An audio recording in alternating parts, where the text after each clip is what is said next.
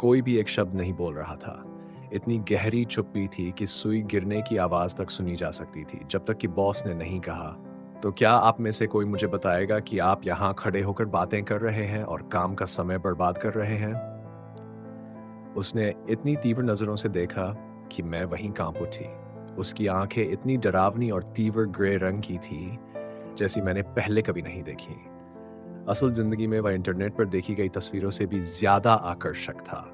उसकी मज़बूत ज़बड़े की रेखा, नुकीली नाक, ऊँची गाल की हड्डियाँ और तराशी हुई ठुड्डी उसे एक ग्रीक देवता की मूर्ति जैसा दिखाती थी, जैसा मैंने एक फ़िल्म में देखा था। वेश्याओं की नेता, मैं उसे यही कहने वाली हूँ, घबराहट में हकलाने लगी, मानो वह अभी पैंट में पेशाब कर देगी। लेकिन तभी कैथरीन ने उसे बीच में रोक दिया। मैं बस नई सचिव को ऑफिस घुमा रही थी ताकि उसे पता चले कि अगर उसे कुछ चाहिए हो तो कहाँ जाना है। उसने बॉस को समझाया। बॉस ने मेरी तरफ अपना तीखा नजर घुमाया। तुम नई सचिव हो?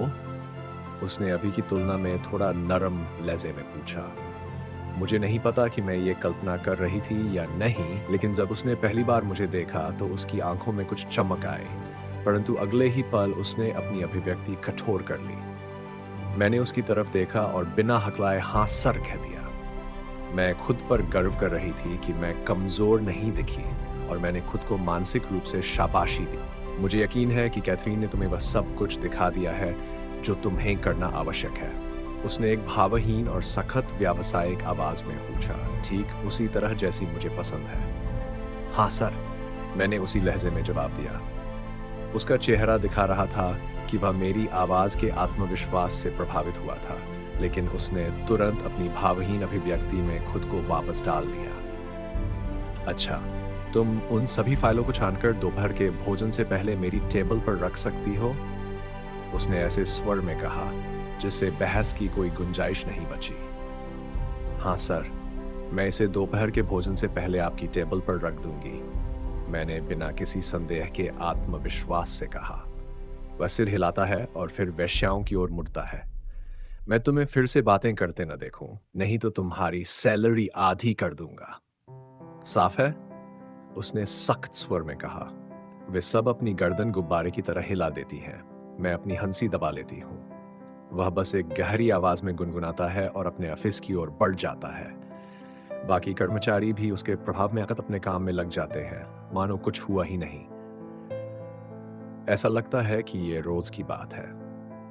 कैथरीन, आपकी मदद के लिए बहुत धन्यवाद। मैं अब अपने डेस्क पर जा रही हूँ। कोई बात नहीं, दोपहर के भोजन पर मिलेंगे? हाँ, मैंने कहा और अपने डेस्क की ओर बढ़ गई बिना किसी को देखे।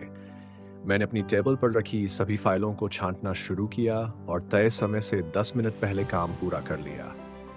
मेरा पेट भूख से मरोड़ रहा था, इसलिए मैंने सभी फाइलें उठाईं और बॉस के ऑफिस की ओर बढ़ गई। मैंने दरवाजे पर दस्तक दी और अंदर से आओ सुनने के बाद अंदर गई। वह अपने महोगनी डेस्क के पीछे बैठा कुछ दस्तावेज देख रहा था। माफ कीजिए सर, ये वे फाइलें हैं जो आपने मंगवाई थी? मैंने कहा। उसने सिर उठाया। हाँ, फाइलें मुझे दो। उसने अपना हाथ बढ़ाया। मैं उसके करीब गई, अपनी उंगलियों को उसकी उंगलियों से बचाते हुए फाइलें पकड़ाई। उसने फाइलों को बिना किसी भाव के देखा, केवल उसकी आंखें और हाथ हिल रहे थे। अच्छा काम, अब तुम्हें बस मेरी शेड्यूलिंग करनी है। जरूरी लोगों को पहले प्राथमिकता देना और बाकी को बाद में रखना। उसने अपनी गहरी नजरों से मुझे देखते हुए कहा, मानो वह मुझे अपनी यादों में बसाना चाहता हो। मैंने उस विचार को झटका और हाँ सर कह दिया। वह सिर हिलाता है और मुझे जाने देता है। मैं जितनी जल्दी हो सके अपने डेस्क पर वापस आती हूँ और कुर्सी पर बैठते ही राहत की सांस लेती हूँ। लंच टाइम है। मैं भूख से मर रही हूँ। चलो कुछ खाने चलते हैं, कैथरीन मचलती है। मैं हंसती हूँ। ठीक है, चलो चलते हैं, मैंने कहा। जो कुछ कर रही थी उसे सेव किया, कंप्यूटर बंद किया, अपना पर्स और फोन उठाया और हम दोनों लिफ्ट की ओर बढ़ गए। बिल्डिंग से बाहर निकलने के बाद कैथरीन मुझे एक छोटे से कैफे ले जाती है, जहां वह अक्सर जाती है क्योंकि वहां का खाना बेहतरीन होता है। हम खिड़की के पास बैठते हैं और वेट्रेस हमारा ऑर्डर लेने आती है। मैंने बीफ बर्गर और तरबूज जूस ऑर्डर किया, जबकि कैथरीन ने लसगना और एप्पल जूस लिया।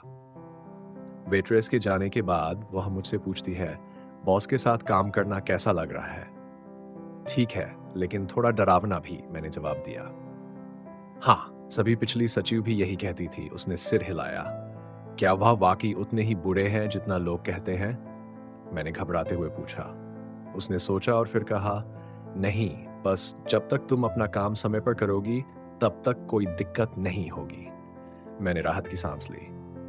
तुम्हें वेरोनिका से सावधान रहना चाहिए, उसने मुझसे कहा। कौन? मैंने उलझन में पूछा।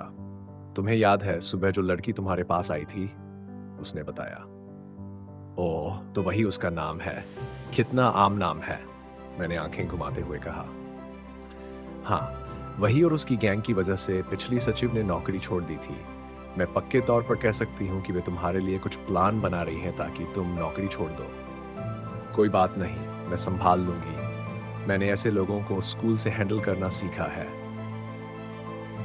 मैंने उसे आश्वस्त किया। वह संतुष्ट नहीं दिखी, लेकिन फिर बात बदल दी और मुझे ऑफिस के लोगों के बारे में बताने लगी।